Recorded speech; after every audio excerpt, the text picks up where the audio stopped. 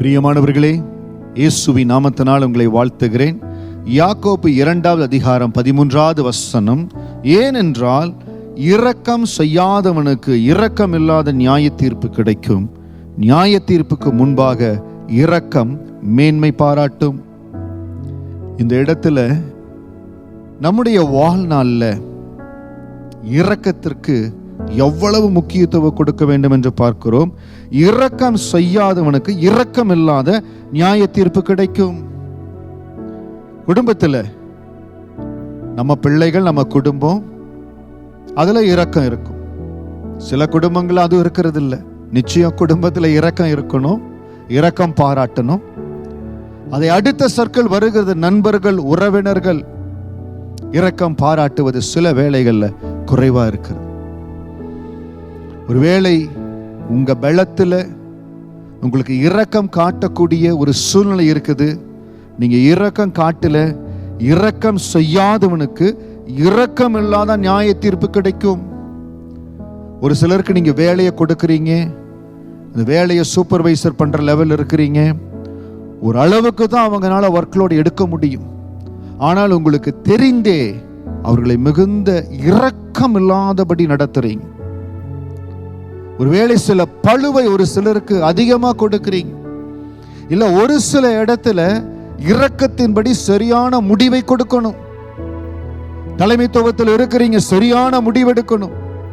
இரக்கமே இல்லாதபடி, ஒரு நியாயமான முடிவெடுக்காதபடி தவறான முடிவெடுக்கிறீங்க. இரக்கம் செய்யாதவனுக்கு இரக்கம் இல்லாத நியாய தீர்ப்பு கிடைக்கும். இரக்கம் பல வகையில செயல்படணும். உடன் இருக்கிற நண்பர்களுக்கு, கூட இருக்கிற சக ஊழியர்களுக்கு இரக்கம் பாராட்டுவது. சில வேளையில நியாயம் அநீதி ஒரு வழக்கு வருகிறது, அதுல சரியான முடிவெடுக்கணும் இரக்கத்தோடு.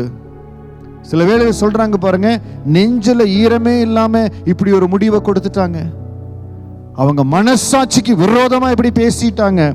இரக்கம் செய்யாதவனுக்கு இரக்கம் இல்லாத நியாய தீர்ப்பு கிடைக்கும். தயவு செய்து நீங்கள் எடுக்கிற முடிவு, நீங்கள் எடுக்கிற காரியங்கள் இரக்கம் இல்லாமல் எடுக்கிற முடிவா இருக்கக்கூடாது. யாரு சொல்லக்கூடாது, கொஞ்சம் கூட இரக்கம் இல்லாம இப்படி முடிவு பண்ணிட்டாங்க, கொஞ்சம் கூட இவங்களுக்கு இரக்கம் இல்லை. நியாய தீர்ப்புக்கு முன்பாக இரக்கம் மேன்மை பாராட்டும். தயவு செய்து கூர்ந்து கவனிங்க. நியாய தீர்ப்புக்கு முன்பாக இரக்கம் மேன்மை பாராட்டும். மற்றவர்களுக்கு நீங்கள் இறங்கி இருந்தால், தேவனுடைய இரக்கத்தை வெளிப்படுத்தி இருந்தால், கர்த்தர் கொடுத்திருக்கிற ஆறுதலை, தேவன் கொடுத்திருந்த இரக்கத்தை சரியானபடி நீங்கள் மற்றவர்களுக்கு பகிர்ந்து கொடுத்திருந்தால், அந்த இரக்கத்தை பாராட்டி இருந்தால், நியாய தீர்ப்புக்கு முன்பாக இரக்கம் மேன்மை பாராட்டும். எந்த இடத்திலையும் இரக்கம் இல்லாதபடி எந்த ஒரு காரியத்தை செய்யாதீங்க.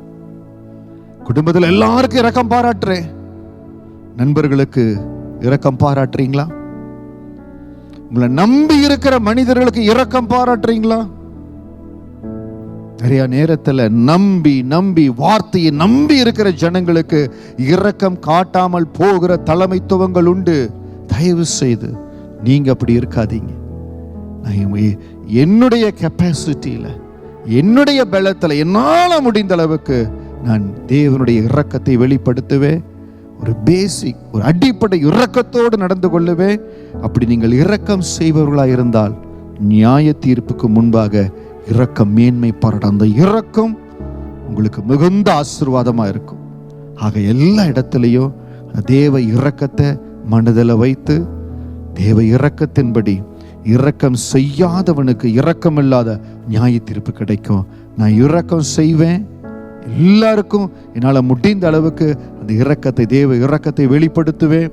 இந்த வாழ்க்கையில நல்ல ஆசீர்வாதமான காலங்கள் ஆண்டவர் உங்களுக்கு கொடுப்பார். நியாய தீர்ப்பின் நாட்கள்லையும் தேவனுடைய கிருபை, அந்த இரக்கம் உங்களுக்காக மேன்மை பாராட்டும். கர்த்தர் மேலான காரியங்களை உங்களுக்கு செய்வார். கர்த்தர் உங்களை பலப்படுத்துவார். God bless you.